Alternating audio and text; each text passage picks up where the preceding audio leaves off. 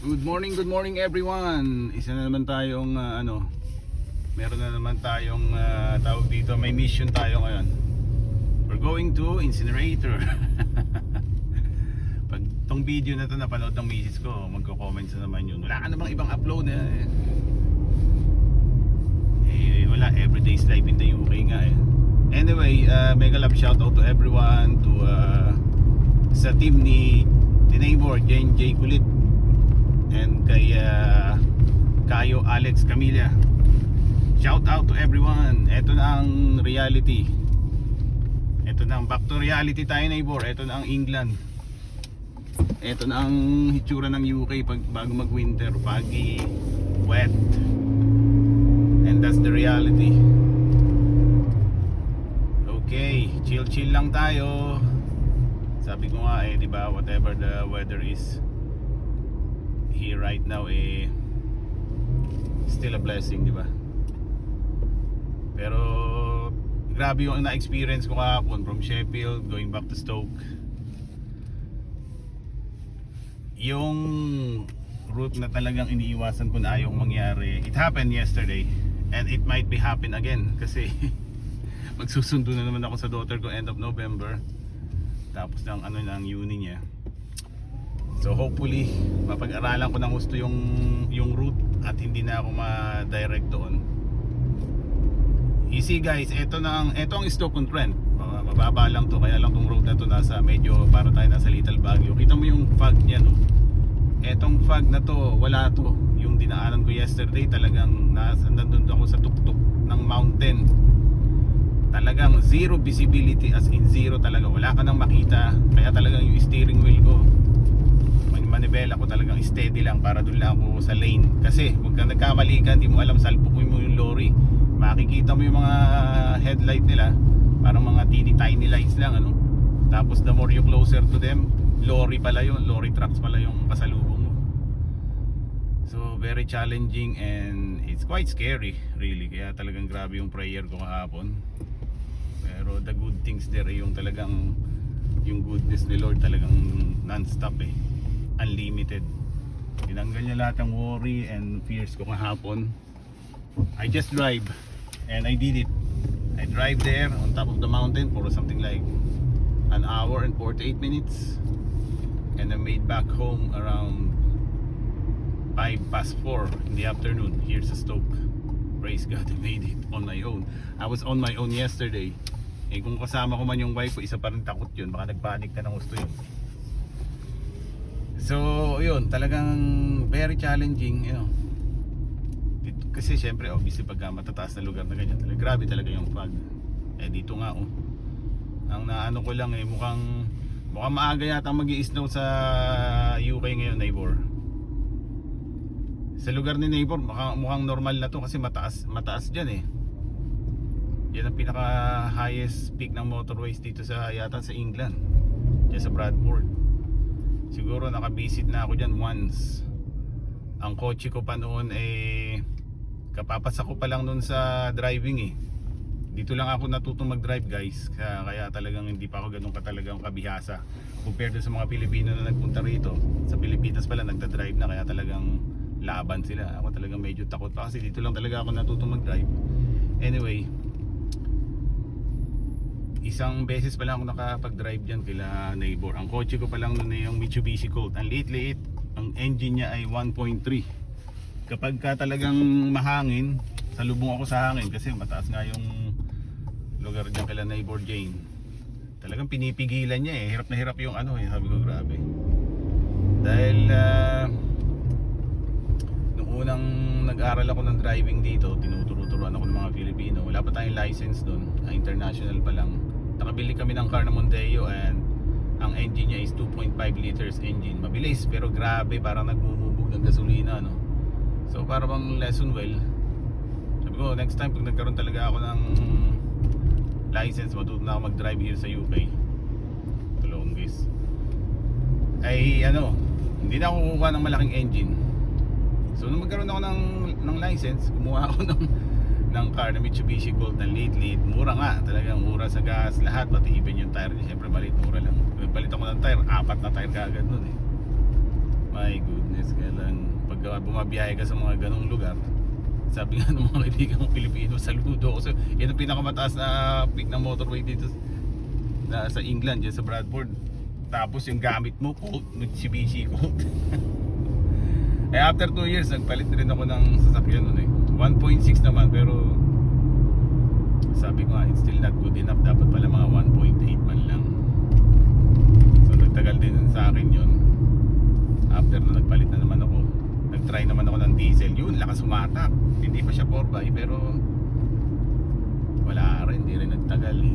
Nagkaroon ng problema. Ang problema dito, pagka ang sasakyan mo ay diesel, kailangan biyahe ka ng biyahe. Hindi bumabiyahe lang ako na kadalasan pagka summer eh. Kadalasan pagka school days, dito lang. So yun, nagkaroon ng problema yung kanyang, I don't know, catalytic ba yun o something. Naging madumi yung ano niya. So yun, nagbalik ako ulit sa petrol para walang problema. Ayun nga, grabe guys. So nandito tayo ngayon, tatapon tayo ng ano. Ito yung sinasabi ko, sana meron din ganito sa Philippines, no? Isang malaking incinerator para hindi na tayo nagtatapon dyan sa mga dump site na yan. Wala na yung mga Smoky Mountain na yan. Dito mo rito sa UK, ano? Sana, sa totoo lang kaya ng government to eh. Hindi lang talaga natin ipinopush kung bakit. Alam natin yan, mahal, magastos.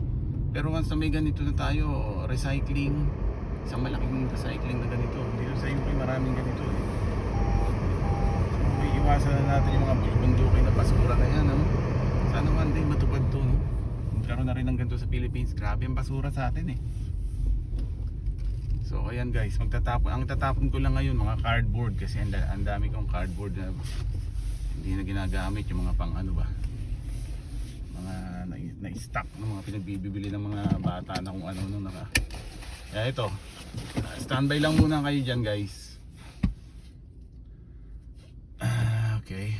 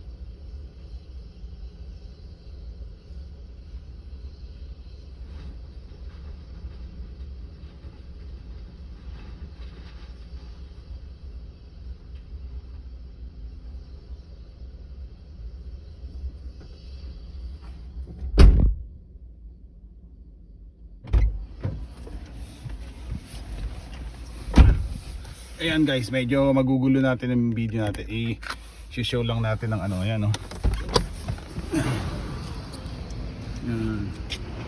So sana sa Philippines may ganito rin, oh. Tingnan mo. Nandiyan yung mga bottle and cans, mga tins, mga kung ano-ano. Tapos yung mga duno. Meron sila dyan, pati yung tapunan ng mga bicycle, mga paint, yung mga pintura, yung mga fridges, lahat yan, nandun. Nandun siya, oh. Ito siya, oh. Yung pinakang ano niya. So yun ang ibig ko sabihin guys, sana sa Philippines mauso na rin yung ganito, no? Sana all. Di ba? Sana all. Sana ganun, magkaroon tayo ng ganito sa Philippines one day. Para hindi na tayo gumagawa ng mga Smoky Mountain. Di ba? Di ba yan, no? Yung mga garden ways nila, although ngayon ginawa ng council, may bayad na, may subscription na yung mga garden ways. Dati libre yan eh. Pero okay pa rin, di ba?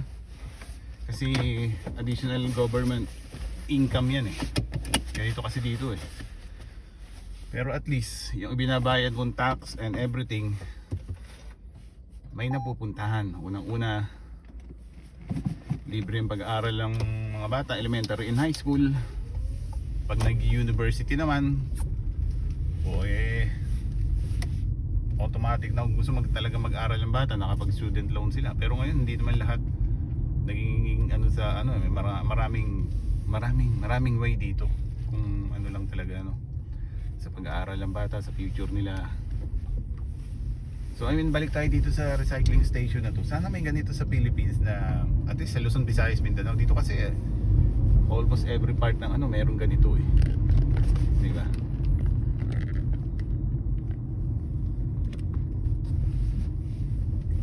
Para hindi na tayo gumagawa ng mga Smoky Mountain na yan, mga dam site na yan. No? Sana all. Kaya mahirap magsalita, baka mabatikos tayo eh. Sa akin naman eh, sariling opinion ko lang naman po ito. Wala naman po tayong ano, no? Tayo naman ay concerned pa rin tayo sa ating bansa. Although sa UK na tayo naka-base, mahal pa rin natin ang Pilipinas yun. Kaya sana yung mga tao doon eh, love one another, wag na tayo maglaglagan pa, di ba? Alisin na natin yung ganung attitude natin na kapwa mo Pilipino, lalaglag mo, ganun ba? Let's support each other, love each other. Saka yung too much politics, hindi tayo bumabagsak eh. Masyado natin kinakarir ang politika eh, di ba? So back to England tayo. Eto guys, ang this is how it look like. Pero I have a strong feelings lang ano. Mukhang maaga magi-snow pagka ganito. Kasi parang hindi ko na remember last year na ganitong months, ganito na how it look like eh. Parang ano na yun. Imagine, ganito na everyday pag when you wake up in the morning, ganito na guys. Madilim, tas medyo liliwanag. Ito na siguro pinakamaliwanag dito eh until 1 PM or 2 PM in the afternoon. 3 medyo madilim na naman yan guys. Parang wala nang morning. Parang wala nang daylight ba. Ganun. Parang siguro sa Russia ganun. Dati nung nagbabarko pa ako nung I was in a cruise line, pag mga biyahe kami sa Russia, pag summer, even 1 o'clock or 12 midnight, para siyang talagang 12 noon eh, or 1 PM in the afternoon. Ganun siya kaliwanag. May time na ganun sa Russia pag summer yata. Wala sa kanilang gabi. Kaya ang party doon talagang all the way through. Yung mga pub nila, yung mga disco, ano nila. Ayun. Nandito tayo sa sa parang town ng Stoke. Yan. Pero hindi na tayo didiretso doon. Makikita mo lang naman doon council. Siga na tayo, no? Dati nung unang-una pagka magte-turn ka ganun, magagamit ka talaga ng signal eh. Ayan. Ito ang itsura ng Stoke. Impressed na impressed dito si neighbor Jane eh. Ganda daw ng Stoke. Neighbor, maganda ang Stoke. In fairness, hindi mo pa lang talaga na iikot ito, no?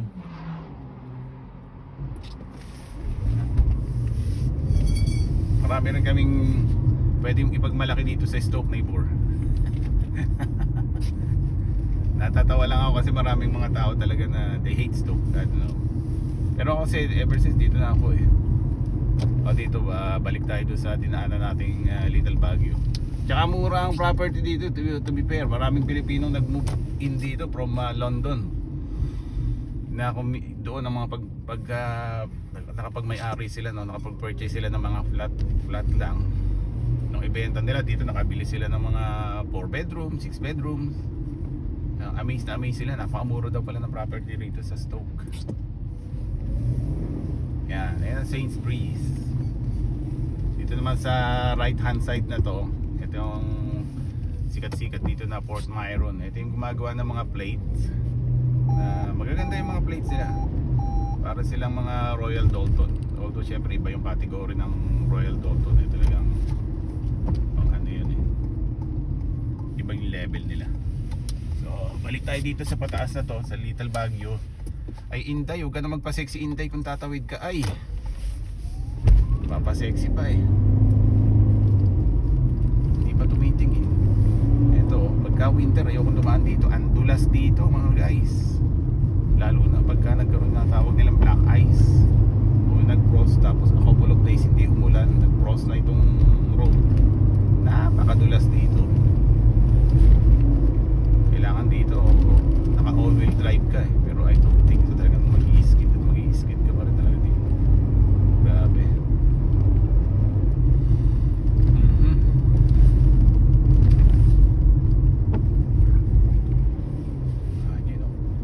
Pagi na. Yung isang Pilipino na friend ko na lumipat na ng Australia, pag ganito na ang panahon na tawag niya, eto na, dilubyo na, gano'n na siya. ano siya eh, irritate siya pag magwi-winter na eh. Pero may skin problem kasi siya pagka malamig. Nagkakaroon siya ng mga skin problem, kaya ayaw niya ng winter. Kaya siguro yun ang isang main reason. Kaya lumipat sila ng Australia.